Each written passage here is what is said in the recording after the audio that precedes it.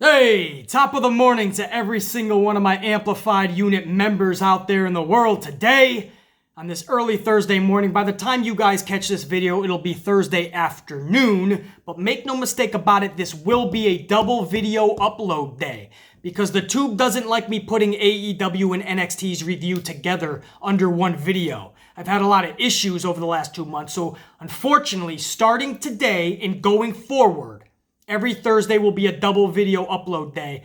NXT and AEW will have their separate reviews. I will always start off with whoever won the ratings the week previous. So in this case, for instance, NXT will go first because NXT defeated AEW last week in the ratings. But later on this evening, I will have AEW's review up. So come back to the channel and check it out, or you should really be subscribed and notified because when that bell goes off, you will be the first to know that AEW is live on the channel. Or at least a review. Before I start any type of review, NXT, AEW, or any promotion, I want to take the time right now, right from the jump, on this Thanksgiving Day, to say that I am thankful for you guys, the Amplified Unit. This isn't some fancy little thing that I like to say because it sounds cute. I mean these words when I say the Amplified Unit is the brightest, best wrestling fan in the pro wrestling community. And I mean that. We are absolutely the most educated. We are the most brutally honest. And we are the most amplified. And for those reasons, those are the people that I want getting my back. And I want to thank you guys so much, honestly, with every fiber in my being, for showing this channel the support and the love that you have in the last 3 years since I started it. And we all know when I started this channel, 2016 was so rocky that I actually ended up getting booted. So I really didn't kick this thing off until 2017.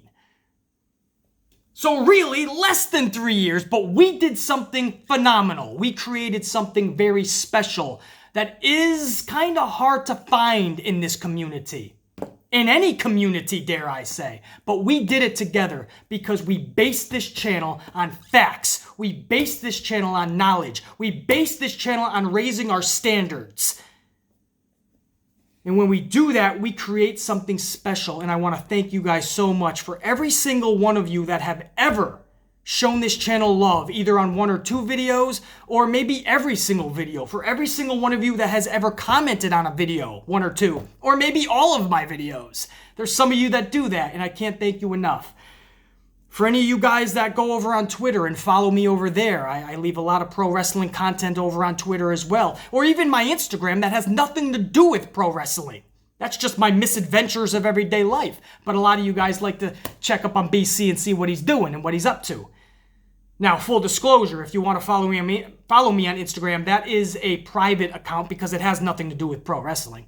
So with that, you would have to request to follow me. And then if a spot becomes available or I want to add more people on, you will be on. But I just want to let you guys know, if you follow me on Instagram, you will first have to request and it may take a while. So that's the process over there. But Twitter, you're more than free to follow along because I'm always dropping little nuggets here and there or how I'm feeling about wrestling topics and such. But my point is this, no matter what platform you're following me on, most of you guys, the diehards, are following me on all of them. You guys I want to thank so fucking much. And that is honestly what I am thankful for on this Thanksgiving. The support and the love that you guys show me. Because when you tell me that I brighten up your day, that I made you smile on what was a shitty day up to that point, that makes me fucking smile. And I want you guys to know that you're the bright part in my day. And I said this from day one, and I will remain consistent in saying this. As long as I have 25 viewers, 25 people listening to me, I will put out wrestling content in some way, shape, or form. Because we all know what's going on with the government, YouTube, this whole Copa Kappa thing. I will make a video in the near future about what the future holds for this channel. But YouTube creators, yes, we are in trouble in the next few months especially, as it pertains to the government and the crackdown of Copa Kappa, however you want to pronounce it. There are big issues to come, so everybody wants to know the future of the channel and what's going to happen, BC. Are you leaving? I always said from day one, as long as I have 25 people listening to me, I will find a way to talk pro wrestling with you guys, and that's what I'll do. Now, I know you guys always mention Twitch and this and that. We'll have to weigh out our options.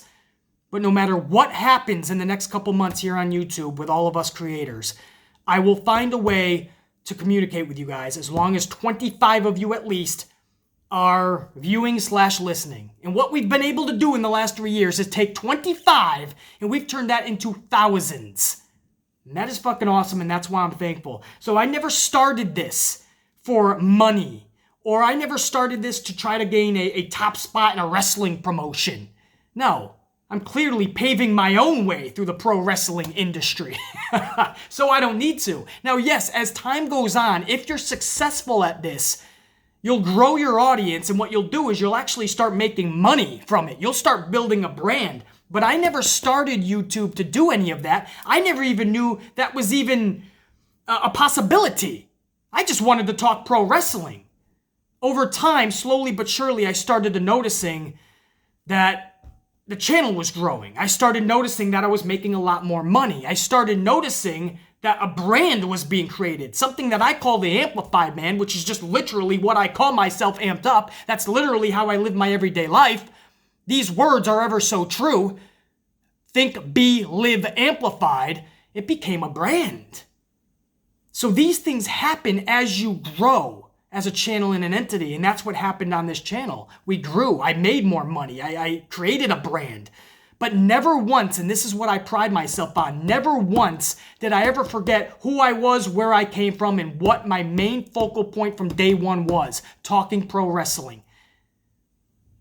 So my point is, it doesn't matter what YouTube or the government does. If it cuts the finances in half or it cuts it totally, it was never about money. I'm still going to talk pro wrestling. If I keep making controversial videos that never allow me to work for a big wrestling promotion, tough shit, I'm still going to make controversial videos. What I'm trying to tell you guys is, for your loyalty, for you never stopping showing the love for this channel and always doing such, for you guys, I will never change. And by making controversial videos, by always being demonetized, by facing now the government and YouTube's new standards and still staying defiant, you know what? I'm still captivating my audience. And that's all that matters to me, the amplified unit. And when people find the channel, even though YouTube isn't pushing the channels, even though YouTube isn't recommending these videos, when people find it, they will see that passion and they'll jump on board or they'll run away. I don't blame them doing either. Thank you so much. I know that was a roundabout way. That's a lot I wanted to get off my chest there. Again, happy Thanksgiving Day to every single one of you that celebrate Thanksgiving. And if you don't celebrate Thanksgiving, allow me just to take this time to say thank you anyway. Because damn it, I'm thankful. Hopefully that was as least sappy and mushy as I possibly could have delivered that message. Thank you guys.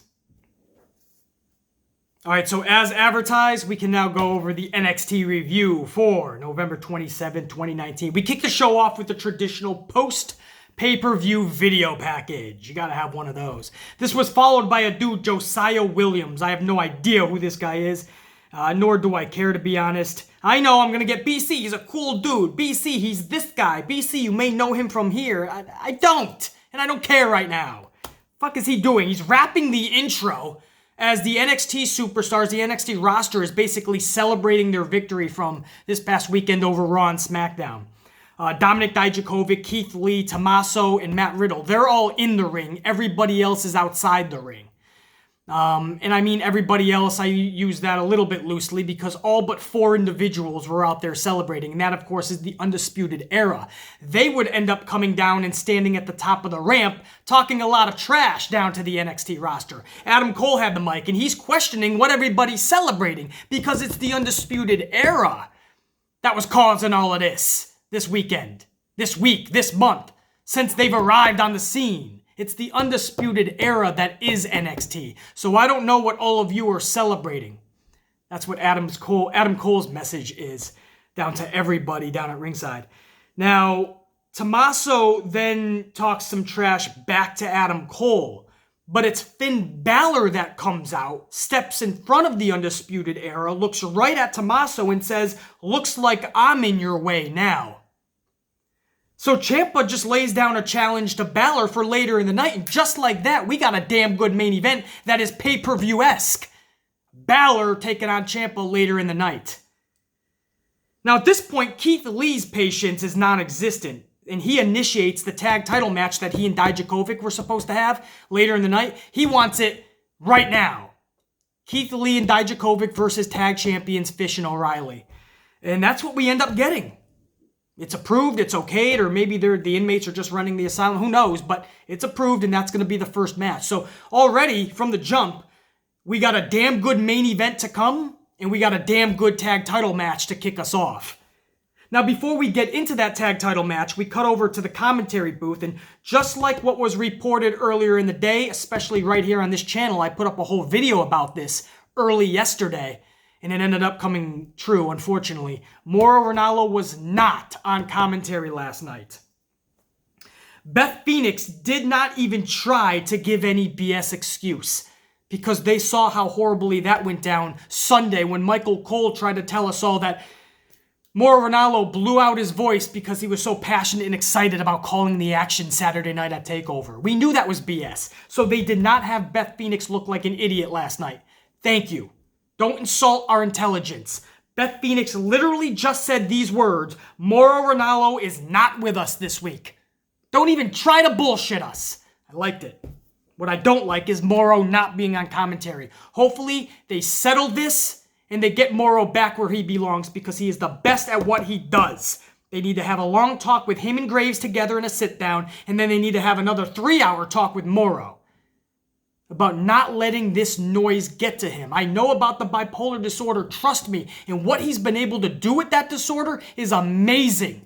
The guy is amazing. He's better than anybody walking around that thinks they don't have a couple 2-tree screws loose up in their dome piece. He's better than them, and that's with bipolar. He's the best at what he does, but somebody needs to tell him, don't worry about all the noise. People are always going to talk shit about you when you're at the top. When they stop talking about you, that's when you should have an issue. You're not doing something right. Anyway, that was the whole little comment. They tried to squash that from the jump. Now we go to the tag title match. The bell sounds, and once the bell sounds, the Era smartly tries to take out Dijakovic 2-on-1 style. They were successful. They tried to do that to Keith Lee. They were unsuccessful. In fact, at one point here, before we went to commercial, Lee is chucking everyone out. Now, he goes to chuck Fish out, but it looks like he thought he had him secured, but he didn't. It looked like he underthrew Fish or something over the top rope. But Fish got injured, or at least that's what it looked like. It did not look like it went off good at all. When we came back from commercial, this would look to be a bigger issue, as Roddy Strong was now filling in for Fish.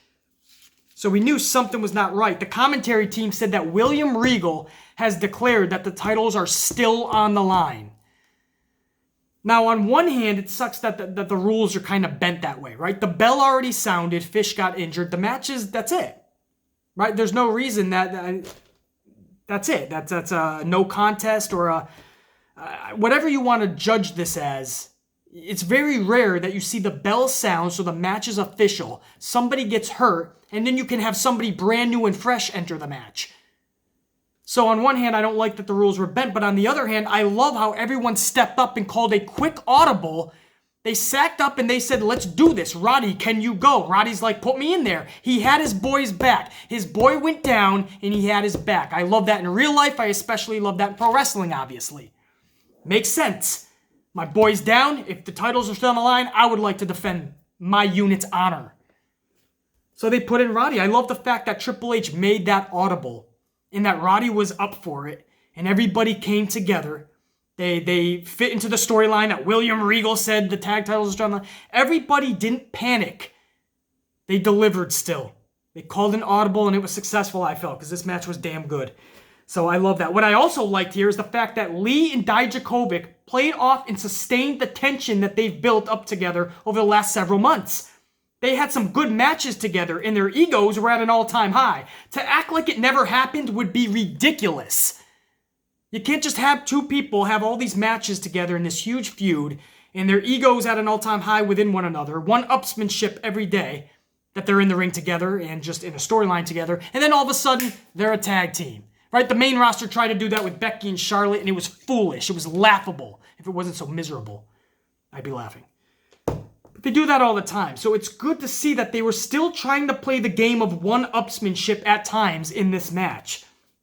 It was good to see the tension still there a little bit between the two. These little details is what I catch, and they're not so little to the Amplified Man. Now, late in this match, after a double chokeslam from Dijakovic, Adam Cole hits the ring to save the day, but Keith Lee catapults him, literally catapults him, into the second row. Adam Cole did the deed on that spot. Now, that was such a cool spot that Dijakovic was watching on like a spectator like the rest of us. The only issue is Dijakovic isn't a spectator. He's in the match! So that slight distraction that Dijakovic was looking on at Lee, that was enough for the Era to hit the high-low and collect the W over Dijakovic. Tag title holders retain. Sort of. I mean, it's not Fish that's retaining. It was Roddy Strong, but you get the point. Post-match, Lee and Dijakovic are in the ring wondering where the fuck they went wrong as the Undisputed Era, minus a Fish, they celebrated up at the ramp. Up next, Shane Thorne versus Mansoor. Hey, at least it's good to see Mansoor in Orlando, not in Saudi Arabia. It seems like every time we see Mansoor, it's because it's a crown jewel event. But to be honest, this match did nothing for me. Within a few minutes, Mansoor hits a launching neckbreaker. Listen, I understand following that tag title match and everything that was going on in that, I mean, that's hard to follow. But on top of that, let's be honest, it's Mansoor and Shane Thorne. Not going to spend another second on that. Up next, it's my girl, Dakota Kai. She took on Candice LeRae. Oh, man, this was so awesome for so many reasons. I love the fact that they brought the brace down so Dakota Kai can really play up that heel facade like, hey, this is who I am now. She holds up the brace of Tegan Nox. Not just somebody, a teammate that she turned on Saturday night, but this was a best friend that she turned on Saturday night. That is what I love. That's what I wanted for so long with Sasha and Bayley, the best friend turn that we thought we were going to get for a while, and then all of a sudden they put them in a weird tag team called Boss and Hug. But with Dakota and Tegan, they got it right. Dakota turned on Tegan Saturday night in an awesome, vicious way, and she comes out with the brace. And let's be honest, this is Candice LeRae versus Dakota Kai. Sit back and enjoy this shit. I didn't even have to take a lot of notes on this. This was just a fun, damn good match. Candice LeRae continues to improve in there and just be a bright spot for me. And Dakota Kai is she is just like Sasha Banks when it comes to taking those bumps. You watch Dakota Kai take some of these bumps and she goes full throttle. Not because she doesn't know how to bump. It's because she's telling the story the only way she knows how. Full throttle, put it to the boards, amplified. It's one of the main reasons that I love Sasha Banks. And yes, that could cause injuries down the road, no question. But if they can't be who they are naturally as a performer in that ring, then I'm sure they don't want to even be doing it. They have to do it the way they know how, full throttle. And when you see Dakota Kai take those bumps, it adds to the severity in the situation, the viciousness. But it makes you respect her so much more. And I could go on another half an hour with this match. Let's go to the finish. The finish saw Dakota take out LeRae with that aforementioned brace. After being DQ'd, Dakota grabs LeRae and actually starts slinging her into the steel steps a couple of times. Then Dakota Kai goes to take a steel chair, and I'm loving this. This is the vicious side of Dakota. I'm not just a heel. I am a badass, vicious heel that is making a name for myself. When you say Dakota Kai, you put respect on my name. She grabs a steel chair. Now Rhea Ripley comes down for the save. Now this is where I'm literally yelling to my TV screen, run! Dakota, run! Because I'm watching pro wrestling, as you guys know by now. I watch as a booker, as if I'm creating this shit. Right? I watch in fine detail, and I'm thinking everything has been perfect so far in this match. Pre-match, the match, and now post-match. Now I want no physicality between Rhea and Dakota because it's nonsensical. We don't need that right now. The story is being told beautiful. What Dakota needs to do right now when Rhea came down for the save is just literally run away. Dakota Kai ended up running away. I loved it. Everybody looked damn good and brilliantly booked here because Candice doesn't lose. Dakota ups her heel status, and Rhea gets the hero's welcome and save. Everybody wins. It's simplistic booking, but when it's done in the right way and at the right time, it's brilliant booking. Sometimes brilliance stems from just simplicity. And that's what we got last night. Loved it. Moving on, Lio Rush took on Tozawa for the Cruiserweight Championship. Never the biggest, or for that matter at all, a fan of Tozawa's, to be honest. Just never was. And I'm still not, per se, a fan of Tozawa's. But in all my blunt honesty, that was the best Tozawa match I've seen in terms of all boxes being checked. When you talk confidence, interaction, focus, no wasted and unnecessary BS movements that Tozawa usually does in his matches that just offsets the energy for me. He checked off all the boxes. He was in there, and you got to give a lot of that credit to Lio Rush. Because Lio Rush, this dude has been so good and on his A game lately that he's not just raising his own game, but he's so damn good that he's raising their game in the process. So I love seeing that with individuals. So you have to give a lot of that credit to Lio Rush. A lot of times when somebody's having a damn good match, better than they even usually do, you can kind of pinpoint that to who they're working with and the magic that they're creating. So I'm really proud of Tozawa there. I'm still not a fan per se, but that was upped in my eyes last night as far as his stock. Lio Rush continues to just amaze me lately. It's hard to believe that just several months ago, this dude was the annoying mouthpiece for Bobby Lashley. Because to see him back what he's doing best and doing it at that level, mad props to Lio. I'm sorry, I didn't even get to the match, to the finish itself. The finish saw Lio hit 2 final hours to Tozawa. Now, the first one was actually onto Tozawa's back. The second one was just for good measure. And obviously, Tozawa wasn't getting up from that. Lio wins this match, retains his championship. Xia Li is up next. She's going to make quick work of Vanessa Bourne. I love the way they did this. After just a couple of minutes, they had the horsewomen come out. Shayna Baszler and friends, I call them. And they come down, and once Xia Li sees this, she's like, oh shit, I can't play around with this girl anymore, Vanessa. I have to end this now. So she just gives Vanessa a good kick. 1, 2, 3, Vanessa's done. Xia Li pretty much rolls her out, and now Xia Li knows, like, okay, I got my work cut out for me. And that's what we got. Post-match, the horsewomen take out Xia Li. Li put up a great fight here, but the numbers game was just too much to overcome. So Xia Li had to succumb to the 3-on-1 beatdown. Now, Shayna got on the mic afterwards, and she said, and I quote, and I love this, she said, no one had a better night than she did at Survivor Series, defeating Bayley and Becky. I love this because it's true. Shayna was the ultimate victor there when you talk that whole NXT roster. But Rhea Ripley heads to the ring. See, Ripley wasn't done now. She came down for the save when Dakota Kai ran away.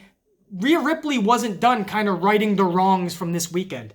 Rhea comes out now, and she has a little bit of a back and forth with Baszler. Baszler's response again. Baszler had another good line that I loved last night. She said to Rhea, you're going to wind up like the rest of them. You'll end up tapping or napping. I love that. You'll end up tapping or napping. So you're going to tap out, or I'm going to put you to sleep. But either way, you ain't taking my title. So I like that. And the match, it's not set in stone yet, I don't believe, but that is the clear indication of where we're going. Rhea Ripley versus Shayna Baszler, title on the line. It's going to be damn fucking good. Cannot wait to see that because you have two people that are very equal in there. And I can't say that about every single one of Shayna's opponents in the past. With Rhea Ripley, you can kind of sit back and go, this is anybody's. So I like that. And again, lost in all of this is Xia Li's performance, not just in the match, but post-match trying to take on all three, not first succeeding, taking out the horsewomen, but the numbers game ended up being too much. But Xia Li looked fucking awesome in there. The main event was Finn Balor taking on Tomasso Ciampa. Come on, guys. Do you really need me going over any notes or telling you how I felt or my opinion on this? You hear those names, you can pretty much guess how this match was. It was damn good. Obviously, if you give them more time, and if they were on a bigger stage, it would be even better, but beggars can't be choosers. They decided to give them just under 15 minutes for the main event of their NXT show. I'm taking it. In no way, shape, or form was I expecting an actual winner. I wasn't expecting anybody to be flat on their back looking up at the lights. But much to my surprise, that's exactly what happened. The finish saw Balor hit the 1916 to defeat Ciampa. Truly, truly surprised that they had Tomasso Ciampa flat on his back looking up at the lights collecting this loss. I was really surprised. I mean, it's not that I wanted Balor to take the loss, trust me. And it's not that Balor should have took the loss.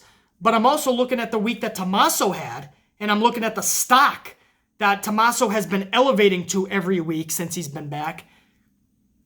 It's surprising to me, and I'm sure it's surprising to a lot of you guys. But that's what they decided to do. That's huge for Finn Balor, and you have to believe that they have something special for Tomasso going forward to make him lose that kind of match. What happened after this thing? Post-match, Adam Cole, Adam Cole came down, and he just starts kind of posing over Tomasso. Like, Tomasso, you talked all this trash, look at you now. Kind of like he's buddies with Balor. And then Balor starts posing next to Cole, both over Tomasso. That's still down and out. But then Balor gives a kick, a back kick right to Cole's dome piece. Cole drops, and it's only Balor that's standing at this point, and he's looking at Cole and Tomasso. Like, I work alone. But at this point, it was so badass, the whole crowd is chanting for Finn Balor. So, it was odd. It was not a very heel thing to do for Finn Balor. You just turned heel a few weeks ago. You're supposed to be a badass heel, adding to that heel momentum, and you just knocked out Cole, the dastardly villain of NXT. So that's not a very heel thing to do, and I don't think that helped the cause of Finn Balor trying to be looked at as a heel. Hopefully that makes sense. It kind of blurs the lines. And I guess it sets up a triple threat down the line if they want to do that. Adam Cole, Finn Balor, and Tomasso. Yeah, that's a damn good match. But any one of them, one-on-one, is a damn good match. And I'd rather a one-on-one, not a triple threat schmaz. So for me, I'm not a fan of the ending. The match, awesome. The victory, shocking. The post-match extracurricular activity, I could have done without. But when you look at this show as a whole, I wasn't expecting that much because all of their time and energy went into this weekend. They had War Games. Then they had to prepare for Survivor Series. I mean, what's left in the tank? Just a few nights later on Wednesday night for NXT and USA. Well, we found out last night a lot was left because they all went out there and they put it all on the line for our entertainment. And they didn't miss a beat. Some people got injured. Things had to get kind of rearranged and audibles had to be called. But when it was all said and done, the boys and gals went out there and delivered a dynamite show. No pun intended. We'll get to AEW later today. Make sure you tune back into the channel. Again, be subscribed and notified. When the bell goes off, that means I put out my AEW review. But this in itself was a dynamite show. I really feel that way. Now, was it? Yeah, I don't want to go off into it. Yeah, because look at the weekend they're coming off from. You know, there's a lot of me that wants to say, yes, in certain areas it should have been better. And I would stand by those words. But again, I have to stay true to my original statement. They're coming off an amazing weekend. So much time and energy and focus and detail had to be put into this weekend. For them to put on that type of show just a few nights later, hey, I'm saying good, man. No question. Now, AEW, on the other hand, this was a little bit more rockier. I'm not even... I was going to give you guys a little bit of a tease on it. No, I'm just going to save that for the review. I'll explain what I mean later in the AEW review. That was a little bit more rockier to start. AEW had a rougher time this week.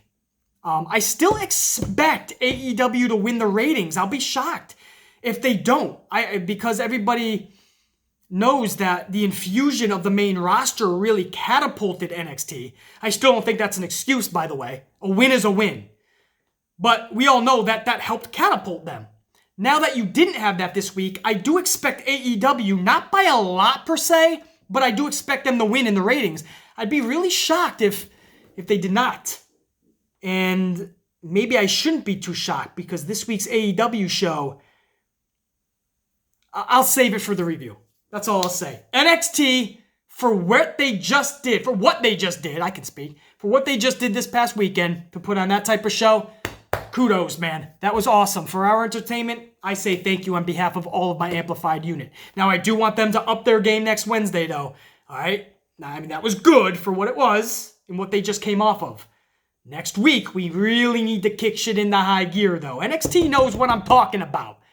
They're capable of even better than that.